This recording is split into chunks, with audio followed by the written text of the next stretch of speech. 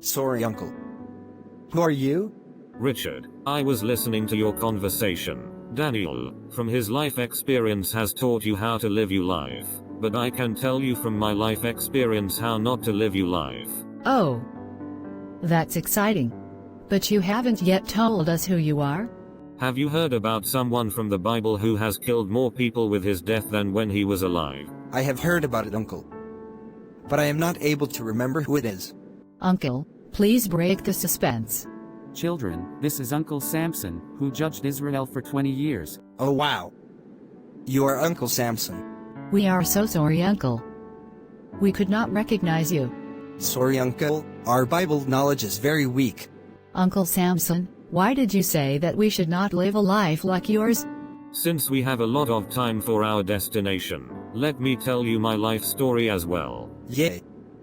I am so excited to listen to your story.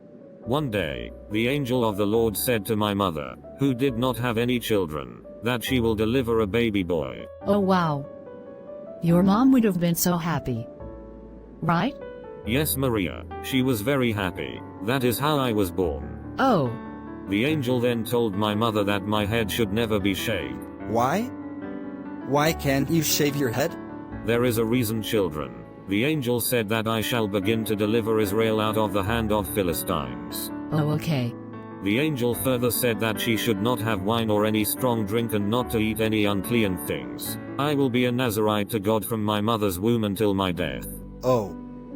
This sounds so interesting. Let me explain in brief.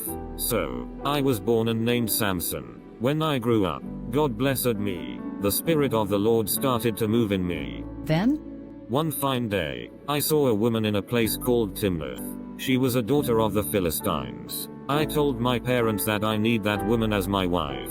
Initially they did not agree because they did not know that it was God's plan. Later they agreed to it. So, we started our journey to Timnath, and when we reached the vineyards of Timnath, a young lion roared against me. I killed that lion without any weapons. Were you not afraid? Richard, when the Spirit of the Lord comes in me, I become strong. Wow. This is unbelievable.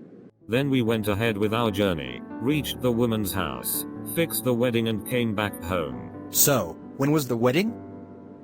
You sound so curious, Richard. So, after some days when we were on our way for the wedding, we saw the remains of that same lion and it had a lot of bees and honey in it. So I went near that and took the honey, had it and also gave it to my parents. But I did not tell them from where I got it. That was the first mistake I made. I did not understand, Uncle Samson. You just had honey. What is wrong in that? Maria, did you forget that the angel of the Lord had said not to eat any unclean thing, and the honey I had was from an unclean thing? Oh. I completely forgot about it. Ha ha ha ha ha. No problem, Maria. Let me continue the story. So we went ahead for the wedding. At the wedding, I asked a riddle to the people there and asked them to give the answers within 7 days of the feast. If they give the answer, I will reward them, and if they can't answer, then they will give me the reward. Then? My wife kept asking me for the answer every day, but I did not tell her. On the 7th day when she cried and asked me, I gave her the answer, but she fooled me. She went and told the answer to all the people. That made me very angry and I killed everybody. I then went back to my father's house. After some days when I went to my wife's house, I came to know that she married a friend of mine. That made me very angry. What did you do then, Uncle? I caught 300 foxes, and took firebrands, and turned tail to tail and put a firebrand in the midst between two tails. And then I set the brands on fire and let them go to the cornfield of the Philistines and burnt up both the shocks and also the standing corns with the vineyards and olives. Wow, Uncle. That was a great revenge. Yeah, but they came to know that I had done it, so they burned my wife and her father. Oh my God. Didn't they do anything to you? They kept trying a lot to kill me, but I would always be one step ahead of them, and by the Spirit of the Lord I kept killing their people without being caught. You had so many dangers in your life, Uncle Samson. Yes, but I always had the Spirit of the Lord with me. So then one day I met a woman called Delilah and fell in love with her. So Uncle, did you decide to get married again? Children, it was a big mistake. Why, Uncle? What happened? Actually, the Philistines had approached her and gave her an offer that if she would find the secret behind my strength, then they would give her 1,100 pieces of silver each. I did not know about this trap. How can someone cheat the one they love? It is so wrong. Richard, in our lives we have to face many kinds of situations. Anyway, let me continue my story. So one day, Delilah asked me the secret of my strength and I gave her a false answer. Thinking that it is the right answer, she would tie me up and the Philistines would come to attack me. She did this 3 times and all the times I defeated the Philistines. I did not give up the secret of my strength. So Uncle Samson, you understood that Delilah was cheating you? No, I did not realize that. I was blind in her love. She kept forcing me every day to tell her the secret of my strength. That my soul was vexed unto death.